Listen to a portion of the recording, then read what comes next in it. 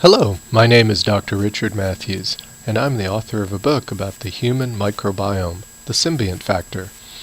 There has been much discussion recently about gut bacteria, symbiosis, probiotics, fecal microbial transplants, and similar related topics.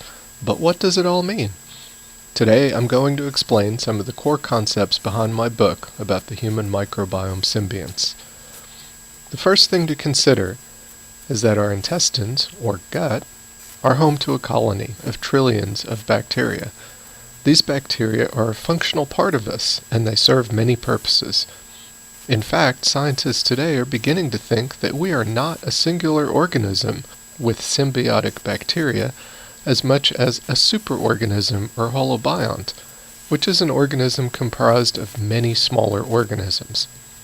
Our gut bacteria outnumber our human cells by a factor of 10 to 1, and their genetic information outnumbers our gene count by over 100 to 1. This means that by cell count, you are 10% human, and by gene count, genetically, you're only 1% human.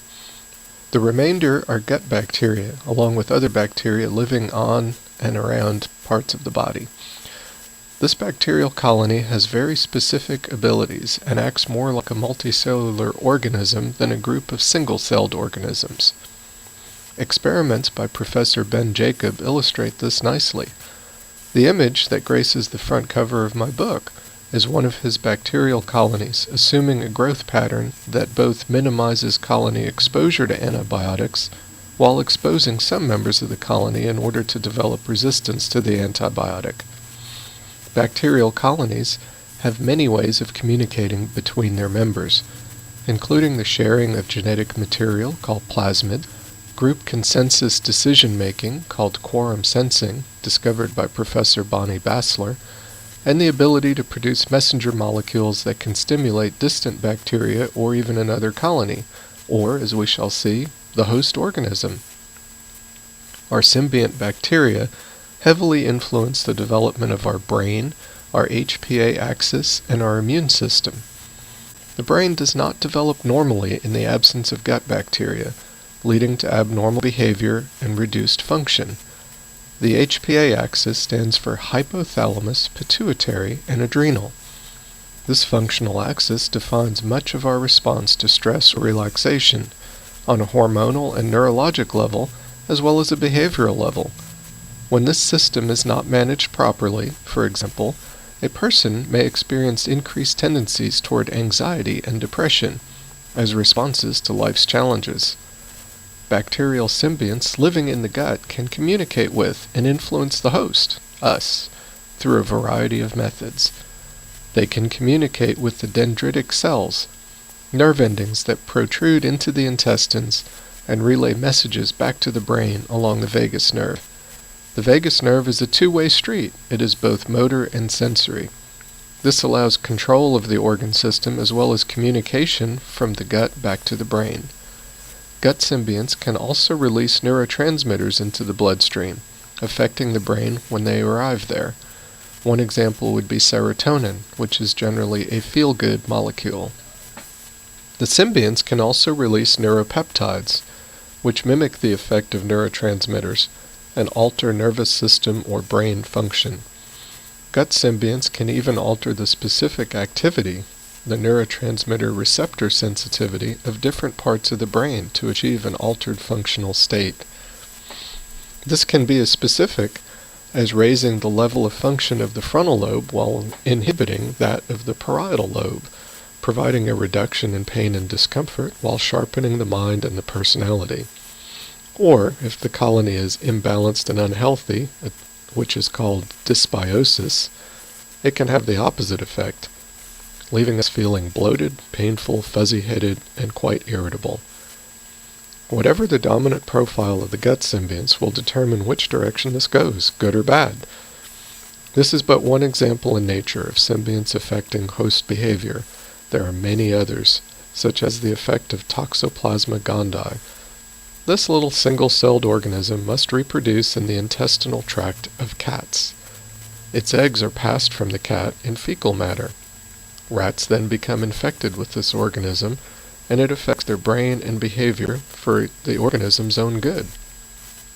Researchers have found that Toxoplasma gondii alters brain function in the rat so that it becomes sexually attracted to the smell of cat. Male rats also develop larger testicles and higher levels of testosterone, leading to more courage and more risk-taking. So what results is a rat that is unafraid of cats and even turned on by them.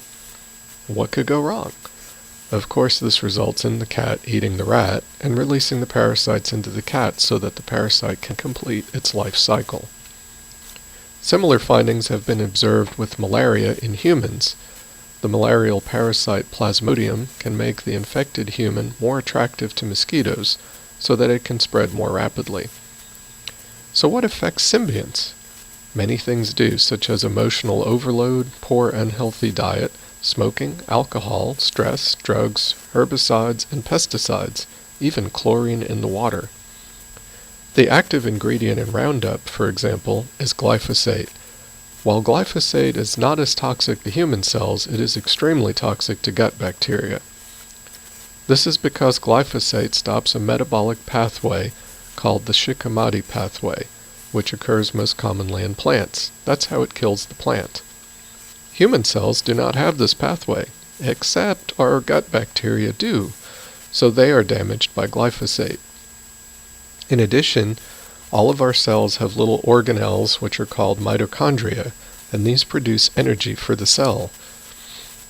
These mitochondria are thought to be ancient endosymbionts, bacteria that were at one point symbiotic but then became incorporated into the cell. Mitochondrial DNA is not chromosomal like human DNA, but circular just like bacterial DNA. It is also matrilineal. We get all of our mitochondria from the mother, and this serves genetic researchers well as a tool because they can track your ancestry completely on your mother's side using mitochondrial DNA. When mitochondria become damaged, we become susceptible to oxidative stress diseases. Oxidative stress is when the cells, for example in the brain, the neurons, are asked to do much more work than they can produce energy for. In functional neurology, this is called exceeding metabolic rate. When they run out of energy, their metabolism begins to fail, reactive metabolites accumulate, and the cells become damaged. This is oxidative stress, and it is one of the building blocks of diseases such as Parkinson's and Alzheimer's, as well as fibromyalgia and chronic fatigue. The very early signs of this might just be an increased chance of forgetting things, or perhaps just not having as many positive moods and feeling kind of down. So environmental toxicity contributes to the demise of the microbiome, as does stress and emotional overload. This is important because it forms part of a feedback mechanism that is what I call mutual causality. If circumstances happen that are bad for the healthier, diverse, good gut bacteria, this can alter HPA function, mood, appetite, and behavior, as well as altering immune function, and this causes problems ranging from systemic inflammation to bad moods, even causing autoimmune disease to eventually occur. For example, if a person eats fast food for a couple of days, the gut bacteria that thrive on fast food will grow in number, and they will inhibit the growth of the ones that prefer fruits, vegetables, and healthy food.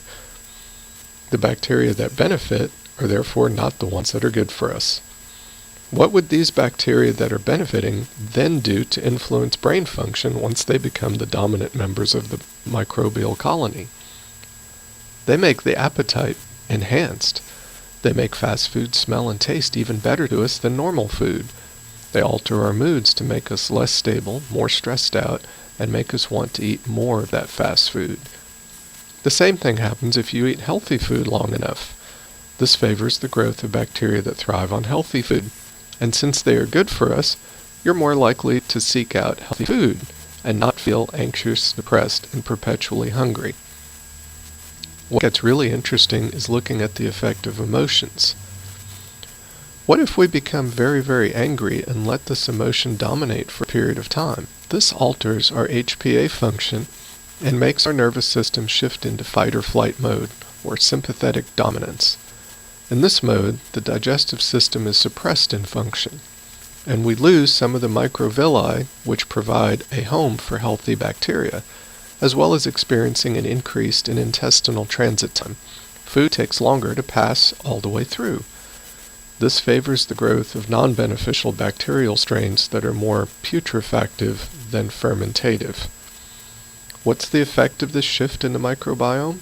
A shift in brain function, HPA axis function, and neurotransmitter sensitivity, amongst other things, which alters our behavior and emotions to create more of the same. In this matter, it could be said that emotions are somewhat addictive. We get more of what we allow into our heads. Even more interesting, this is potentially transmissible between individuals.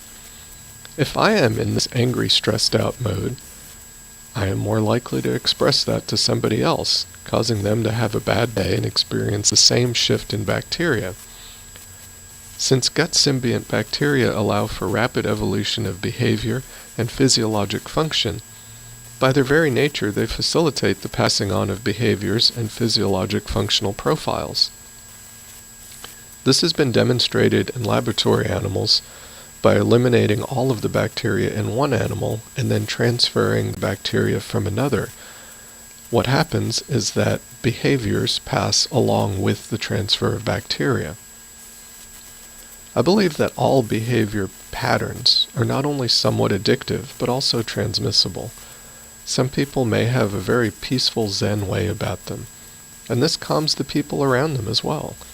Since this would have an effect on the gut symbionts, it could be said that behavior is transmissible in part through changes in the microbiome. With that in mind, what would be the long-term effects of the current pattern of eating less healthy food, leading a more stressed life, and filling our environment with harmful chemicals? This discussion has hopefully provided some food for thought, literally, and it is a quick peek into what the symbiont factor is all about. I hope you've enjoyed it. Please check out the Symbiont Factor on Amazon.com. It's available both as a printed book as in an e-book, and it is fully referenced with 1037 research and book references. You can also reach me on Twitter at Symbiont Health, and please check out my blog at thesymbiontfactorblog.com. Thank you for listening, and have a great day.